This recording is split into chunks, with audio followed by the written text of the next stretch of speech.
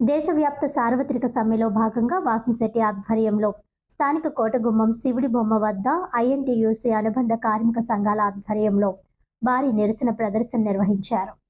దేశంలో కార్మిక వ్యతిరేక విధానాలకు పాల్పడుతున్న నరేంద్ర మోడీ ప్రభుత్వాన్ని గద్దె దింపే వరకు పోరాటం చేస్తామని ఐఎన్టీయూసీ జిల్లా అధ్యక్షుడు మాజీ కార్పొరేటర్ వాసంశెట్టి గంగాధర్రావు స్పష్టం చేశారు.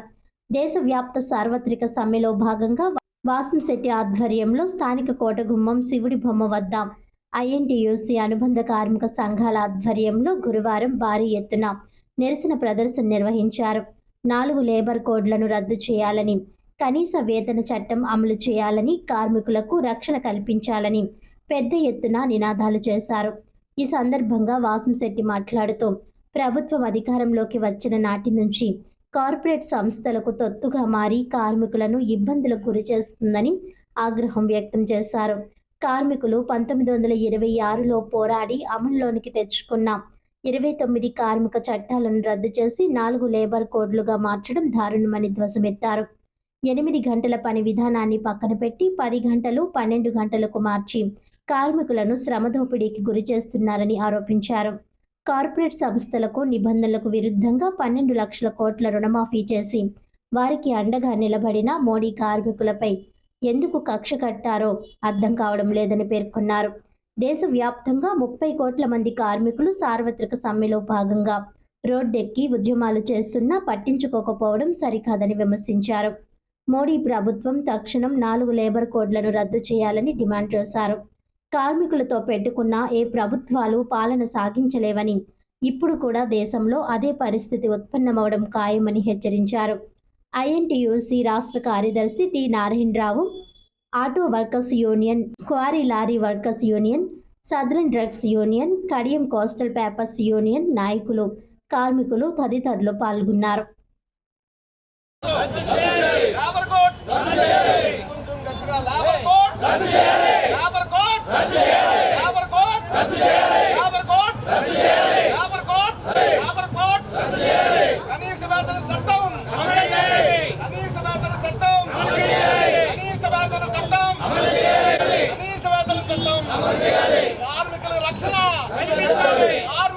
కార్మిక వ్యతిరేక మోడీ ప్రభుత్వం లేబర్ కోడ్స్ కనీస వేతన చట్టం కనీస వేతన చట్టం లేబర్ కోడ్స్ కార్మికులకు వ్యతిరేకంగా ప్రవేశపెట్టినటువంటి ఏదైతే 4 లేబర్ కోడ్స్ ఉన్నాయో అవి రద్దు చేయాలని, ప్రత్యేకించి ఆల్ ట్రేడ్ యూనియన్స్ అన్నీ కూడా ఏకతాటిపైకి వచ్చి చేస్తున్నటువంటి సమ్మె జయప్రదంగా జరుగుతుంది. సుమారుగా 30 కోట్ల మంది ఇవాళ ఈ సమ్మెలో పాల్గొంటున్నారు.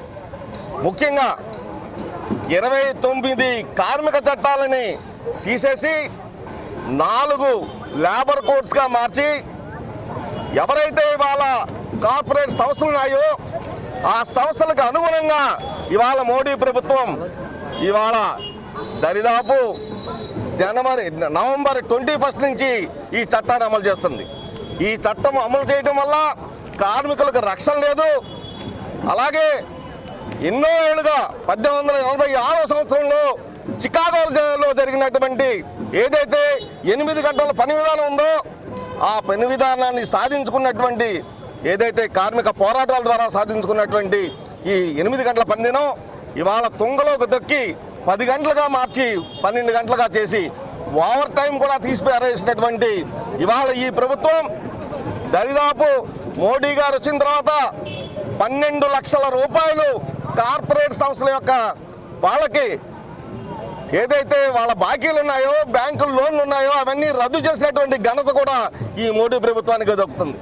ఇందులో 12 లక్షల రూపాయలు ఏదైతే మాఫీ చేశారో 12 లక్షల కోట్లు 12 లక్షల కోట్ల రూపాయలు రుణమాఫీ ఎందుకు చేశారో దాంట్లో కనీసం ఈ కార్మికుడికి ఏదైనా పిఎఫ్ కానీ, ఈఎస్ఐ కానీ, ఇతరత్ర అలవెన్సులు కానీ ఏదైనా చేసినటువంటి సందర్భం ఉందా అంటే ఒక్కడి కూడా లేదు. కార్పొరేట్ సంస్థలకు తొత్తుగా మారినట్టు ఈ మోడీ ప్రభుత్వం ఈ 4 లేబర్ కోడ్స్ని ప్రవేశపెట్టడం ద్వారా కార్పొరేట్ సంస్థలకి వాళ్ళ పూర్తి స్థాయిలో అధికారం ఇచ్చినట్టుగా జరుగుతుంది. అందువల్లనే ఇవాళ రక్షణ కరువైనటువంటి నేపథ్యంలో కార్మికుడు బజారుకు వచ్చి ఇవాళ ఈ కార్యక్రమం చేపట్టడం జరిగింది.